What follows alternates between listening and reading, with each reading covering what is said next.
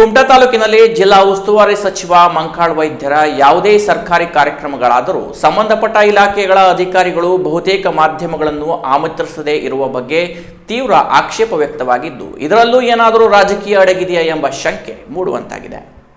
ಹೌದು, ಇತ್ತೀಚೆಗೆ ಕುಮಟಾ ತಾಲೂಕಿನಲ್ಲಿ ಜಿಲ್ಲಾ ಉಸ್ತುವಾರಿ ಸಚಿವ ಮಂಕಾಳ್ ವೈದ್ಯರು ಪಾಲ್ಗೊಳ್ಳುವ ಸರ್ಕಾರಿ ಕಾರ್ಯಕ್ರಮಗಳಿದ್ದರೆ ಬಹುತೇಕ ಮಾಧ್ಯಮಗಳಿಗೆ ಆಮಂತ್ರಣವೇ ನೀಡುತ್ತಿಲ್ಲ ಎಂಬ ಆರೋಪ ವ್ಯಕ್ತವಾಗಿದೆ. ಜಿಲ್ಲಾ ಉಸ್ತುವಾರಿ ಸಚಿವರನ್ನು ಆಮಂತ್ರಿಸಿ ಅದ್ದೂರಿ ಕಾರ್ಯಕ್ರಮ ಮಾಡಿದರೆ ಸ್ಥಳೀಯ ಶಾಸಕರು ಎಲ್ಲಾದರೂ ಸಿಟ್ಟು ಮಾಡಿಕೊಂಡರೆ ಎಂಬ ಭಯಕ್ಕೋ ಅಥವಾ ಆತಂಕಕ್ಕೋ ಗೊತ್ತಿಲ್ಲ, ಮಾಧ್ಯಮಗಳನ್ನ ಸಚಿವರ ಕಾರ್ಯಕ್ರಮಗಳಿಂದ ದೂರವಿಡಲು ವ್ಯವಸ್ಥಿತ ಸಂಚು ರೂಪಿಸಲಾಗುತ್ತಿದೆಯೇ ಎಂಬ ಶಂಕೆಯು ಮೂಡುವಂತಾಗಿದೆ.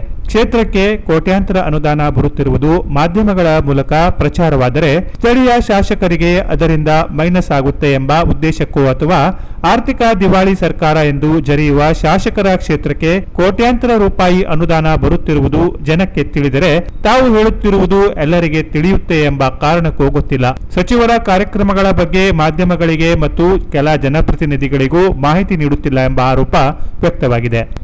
ಈ ಆರೋಪಕ್ಕೆ ಪುಷ್ಟಿ ನೀಡುವಂತೆ ಸೋಮವಾರ ಕುಮಟಾ ಪಟ್ಟಣದ ನೆಲ್ಲಿಕೇರಿಯ ಕರ್ನಾಟಕ ಪಬ್ಲಿಕ್ ಸ್ಕೂಲ್ನಲ್ಲಿ 2.74 ಕೋಟಿ ರೂಪಾಯಿ ವೆಚ್ಚದಲ್ಲಿ 3 ಅಂತಸ್ತಿನ 15 ಕೊಠಡಿಗಳ ಕಟ್ಟಡ ಕಾಮಗಾರಿಗಳಿಗೆ ಸಚಿವ ಮಂಕಾಳು ವೈದ್ಯ ಶಿಲಾನ್ಯಾಸ ನೆರವೇರಿಸಿದ್ದಾರೆ. ಈ ಕಾರ್ಯಕ್ರಮವನ್ನು ಸಂಘಟಿಸಿದ ಶಿಕ್ಷಣ ಇಲಾಖೆ ಮತ್ತು ಜಿಲ್ಲಾ ಪಂಚಾಯತ್ ಇಂಜಿನಿಯರಿಂಗ್ ವಿಭಾಗವು ಬಹುತೇಕ ಮಾಧ್ಯಮಗಳನ್ನ ಆಮಂತ್ರಿಸಿಲ್ಲ. ಆದರೂ ಸಚಿವರು ಬಂದ ವಿಷಯ ತಿಳಿದು ಅಲ್ಲಿಗೆ ತೆರಳಿದ ಕೆಲ ಮಾಧ್ಯಮಗಳು ಸುದ್ದಿ ಮಾಡಿವೆ. ಕರ್ನಾಟಕ ಪಬ್ಲಿಕ್ ಸ್ಕೂಲ್ಗೆ 2.74 ಕೋಟಿ ರೂಪಾಯಿ ಅನುದಾನದಲ್ಲಿ ಏನೇನು ಕಾಮಗಾರಿಗಳು ನಡೆಯಲಿದೆ ಎಂಬುದರ ಬಗ್ಗೆ ಸ್ಥಳೀಯರಿಗೆ, ಶಿಕ್ಷಣ ಪ್ರೇಮಿಗಳಿಗೆ ತಿಳಿದರೆ ಆ ಬಗ್ಗೆ ವಿಚಾರಿಸುವವರ ಮತ್ತು ಕಾಮಗಾರಿಯನ್ನು ಆಗಾಗ ಬಂದು ಪರಿಶೀಲಿಸುವ ಶಿಕ್ಷಣ ಪ್ರೇಮಿಗಳ ಸಂಖ್ಯೆ ಜಾಸ್ತಿಯಾಗುತ್ತದೆ. ಇದರಿಂದ ಸಂಬಂಧಪಟ್ಟ ಗುತ್ತಿಗೆದಾರರಿಗೆ ಸುಮ್ಮನೆ ತೊಂದರೆಯಾಗಬಹುದು ಅಥವಾ ತಮ್ಮ ರಾಮನ ಲೆಕ್ಕ ಮತ್ತು ಕೃಷ್ಣನ ಲೆಕ್ಕದ ಕಾಮಗಾರಿಗಳಿಗೂ ಸಮಸ್ಯೆಯಾಗಬಹುದೆಂಬ ಕಾರಣಕ್ಕೂ ಗೊತ್ತಿಲ್ಲ. ಗಪ್ಚುಪ್ಪಾಗಿ ಕಾಮಗಾರಿಗೆ ಚಾಲನೆ ನೀಡಲಾಗಿದೆ. ಇನ್ನು ಈ ಶಾಲೆಯ ಎಸ್ಡಿಎಂಸಿ ಸದಸ್ಯರಿಗೂ ಸರಿಯಾದ ಮಾಹಿತಿ ಇರಲಿಲ್ಲ ಎನ್ನಲಾಗುತ್ತಿದೆ.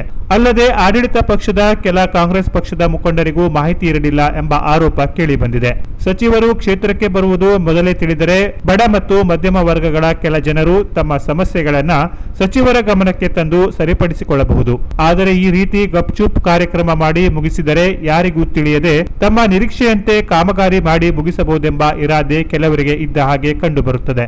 ಅಲ್ಲದೆ ಕೆಲ ತಿಂಗಳ ಹಿಂದೆ ಕರಾವಳಿ ಕಾವಲು ಪಡೆಯ ಕಚೇರಿಯ ಪಕ್ಕದಲ್ಲಿ ನಿರ್ಮಾಣವಾದ ಅರಣ್ಯ ಇಲಾಖೆಯ ವಸತಿ ಗೃಹವನ್ನ ಉದ್ಘಾಟಿಸಿದ ಸಚಿವರ ಕಾರ್ಯಕ್ರಮಕ್ಕೂ ಮಾಧ್ಯಮಗಳಿಗೆ ಆಮಂತ್ರಣ ನೀಡಿಲ್ಲ ಎಂಬ ಪಟ್ಟಿ ಮಾಡುತ್ತಾ ಹೋದರೆ ಸಚಿವರು ಪಾಲ್ಗೊಂಡ ಹಲವು ಕಾರ್ಯಕ್ರಮಗಳ ಬಗ್ಗೆ ಮಾಧ್ಯಮಗಳಿಗೆ ಮಾಹಿತಿಯೇ ಇಲ್ಲದಂತೆ ಮಾಡಿರುವ ವ್ಯವಸ್ಥಿತ ಪಿತೂರಿಯ ಹಿಂದೆ ಬೇರೆ ರಾಜಕಾರಣ ಏನಾದರೂ ಇದೆಯಾ ಎಂಬ ಶಂಕೆ ಕೂಡ ಮೂಡುವಂತಾಗಿದೆ.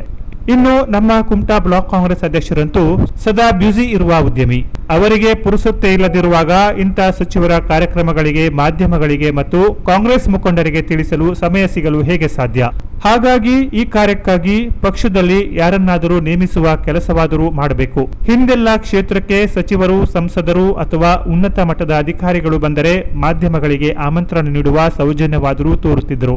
ಈಗೆಲ್ಲ ಅದನ್ನ ಕೂಡ ಕೆಲ ಅಧಿಕಾರಿಗಳು ಗಾಳಿಗೆ ತೂರುವ ಮೂಲಕ ತಮ್ಮ ಮನಸ್ಸಿಗೆ ಬಂದಂತೆ ವರ್ತಿಸುತ್ತಿರುವುದು ನೋಡಿದರೆ ಈಗಿನ ಜನಪ್ರತಿನಿಧಿಗಳಿಗೆ ಅಧಿಕಾರಿಗಳ ಮೇಲೆ ಯಾವುದೇ ನಿಯಂತ್ರಣವೇ ಇಲ್ಲದಂತಾಗಿದೆ. ಒಟ್ಟಾರೆ ಈ ಅವ್ಯವಸ್ಥೆಯನ್ನು ಸರಿ ಮಾಡಲು ಜಿಲ್ಲಾ ಉಸ್ತುವಾರಿ ಸಚಿವರು ಯಾವ ಕ್ರಮ ಕೈಗೊಳ್ಳುತ್ತಾರೆ ಎಂಬುದನ್ನು ಕಾದು ನೋಡಬೇಕಿದೆ. Canara plus news, Kumta.